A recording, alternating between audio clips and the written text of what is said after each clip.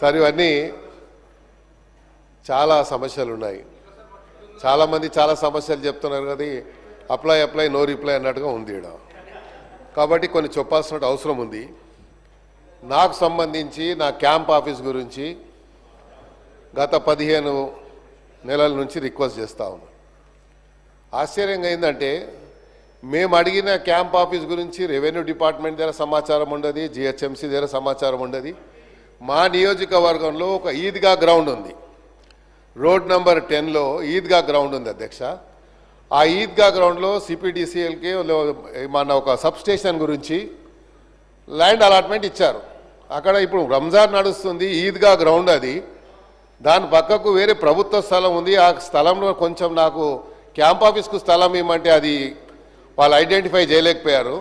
Sub స్టేషన్కు నేను local MLA ఉంటే నా నాలెడ్జ్ లేకుండా నేను ప్రివిలేజ్ నోటీస్ ఇస్తే కూడా యాక్షన్ తీసుకుంటారో లేదో అని చెప్పి మీరు చెప్తా ఉన్నాను. ఎందుకంటే ప్రివిలేజ్ మోషన్ ఇచ్చేటువంటి నాకు నా హక్కు ఉంది కాబట్టి, నా ఫండమెంటల్ రైట్ కాబట్టి నేను చెప్పొచ్చు. కానీ నా ప్రమేయం లేకుండా, నా యొక్క ప్రెజెన్స్ లేకుండా అక్కడ ఫౌండేషన్ వేశారు. నేను పోయి నా రెగ్యులర్ స్టైల్లో పలగొట్టాను పోయి. ఎందుకంటే ఇక నాకు వేరే ఆప్షన్ లేదు కదా సార్. ఆప్షన్ ఉన్నప్పుడు అంటే వేరే తీరు చెప్పొచ్చు. సో మరి మంత్రి గారు ఉన్నారు కాబట్టి, భట్టి గారు ఉన్నారు కన్సర్న్ మినిస్టర్ కాబట్టి వారి నోటీస్ తీసుకొస్తున్నా అధ్యక్ష. ఇక తర్వాత చెప్తా ఉండు రాదుబాయి నువ్వు సార్. రెండోది అదే చెప్తున్నా, నోట్ అంటారు తర్వాత నోట్ అంటారు రిప్లై వస్తుంది. అబ్బాయి నువ్వు చూడలేదా సార్? ఇంకోటి, నేను రీసెంట్లీ ఒక గవర్నమెంట్ స్కూల్కి వెళ్ళాను అధ్యక్ష. వాళ్ళు ఏదో ఫంక్షన్ పెట్టుకుంటే పోతే అక్కడ ఉన్నటువంటి హెడ్ మాస్టరు ప్రిన్సిపల్ వచ్చి నాకేం రిక్వెస్ట్ చేశారంటే, సార్ మాకు గుడ్లు మిడ్ డే మీల్లో వస్తుండే, ఇప్పుడు మొదలు ఇస్తున్నారు సార్ అని చెప్పాను. చిన్న పిల్లలు వచ్చి నేను రోజు ఎన్ని గుడ్లు అయితే 20 చెప్పు నేనే పంపిస్తా అని చెప్పాను. మరి ఆ పిల్లలకు మనం ఇవ్వాలి కదా అధ్యక్ష గుడ్లు, అది ఒకసారి ఆలోచించండి. రెండోది, ఆ స్కూల్స్లలో 6 ప్లాంట్స్ పెట్టమని చెప్పి నేను నా బడ్జెట్ కూడా ఇచ్చాను. మరి ఇప్పటిదాకా బడ్జెట్ నా ఏదైతే రెగ్యులర్గా వచ్చే బడ్జెట్లో ఇచ్చాను. కానీ ఒక 6 ఒకటేమో ఎన్బిటి నగర్లో రౌండ్ టేబుల్ స్కూల్ ఉంది సార్, చాలా పెద్దది, సుమారు 2000 మంది విద్యార్థులు చదువుతారు. జూబ్లీహిల్స్లో అలాగే ఉంది, ఆడ కూడా 6 ప్లాంట్ అడిగాను, అవ్వలేదు. ఇంకోటి, ఇది చాలా ప్రధానమైనటువంటి సమస్య కాబట్టి ఇమీడియట్గా యాక్షన్ తీసుకోవాలి. నోట్ అనేది అది రెగ్యులర్ ప్రాక్టీస్ అధ్యక్ష. నోట్ అంటే మాకు తెలుసు, నేను కూడా మంత్రిగా పనిచేశాను. నోట్ చేసుకుంటామంటాం, బయటికి పోయిన తర్వాత అది డస్ట్బిన్లో వేస్తాం ఆ పేపర్ తీసుకుపోయి. ఇది రెగ్యులర్ ప్రాక్టీస్ కాబట్టి నేను చేశాను కాబట్టి చెప్తున్నా అధ్యక్ష. నేను వాళ్ళని ఎవరిని బ్లేమ్ చేస్తలేను. ఇప్పుడు నాకు ఎవరు చెప్పాల్సిన అవసరం లేదు, నాకు తెలుసు ఏం మాట్లాడాలో. అందరికంటే సీనియర్ ఎమ్మెల్యే నేను సార్. ఇంకోటి, ఈడబ్ల్యూఎస్ కాలనీ నేను మినిస్టర్ ఉన్నప్పుడు ఫౌండేషన్ నుంచి కాలనీ కట్టించాను. ఆ ఈడబ్ల్యూఎస్ కాలనీలో ఒక వ్యక్తి వెంకటరెడ్డి అని 5-6 ఇండ్లు వాళ్ళకు కొంచెం డబ్బులు అప్పు కింద ఇచ్చి అన్ని ఇండ్లు లాక్కొని 6 ఫ్లోర్లు వేశారు. నేను complaint zonal commissioner complaint with pictures court ఆర్డర్తో సహా పంపించాను.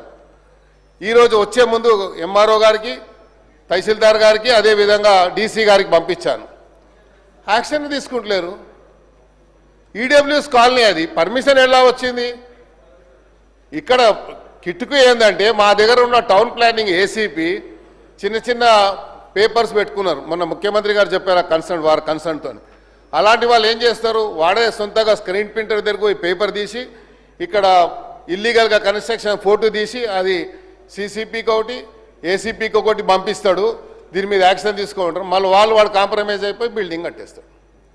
ఇది నడుస్తుంది కాబట్టి దయచేసి మీ సీరియస్ మ్యాటర్స్ ఇవి కాబట్టి ప్రభుత్వం తీసుకురావాలని బాధ్యత ఉంది కాబట్టి చెప్తా ఉన్నాను. మీరు అదే నోట్ చేసుకుంటారు, రెగ్యులర్గా చెప్తారు కాబట్టి అది మీ ఇష్టం, నేనేం దాన్ని చెప్పలేను.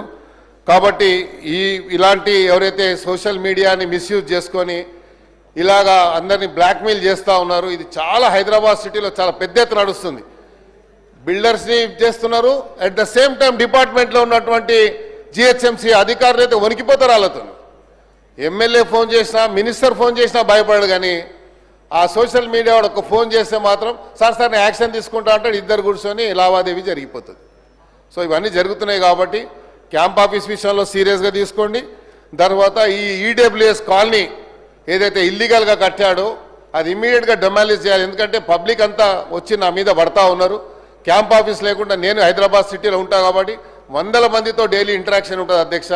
వాళ్ళని కూర్చోబెట్టుకోవడానికి కూడా మనకు ఇబ్బంది అవుతుంది. కాబట్టి నా క్యాంప్ ఆఫీస్ గురించి కూడా దయచేసి మరి నోట్ చేసుకుంటారని చెప్తారు. కాబట్టి మీరు ఒక డైరెక్షన్ ఇవ్వండి. Thank you. గౌరవ మంత్రి గారు. అధ్యక్ష, సభా నియమావళి ప్రకారం 0 అవర్ ఏ ప్రభుత్వంలో ఉన్నా ఎవరి ప్రభుత్వంలో ఉన్నా అదే నిబంధనల ప్రకారంగా జరుగుద్ది. ఇది కూడా నోట్ చేసుకోవటం జరిగింది అధ్యక్ష.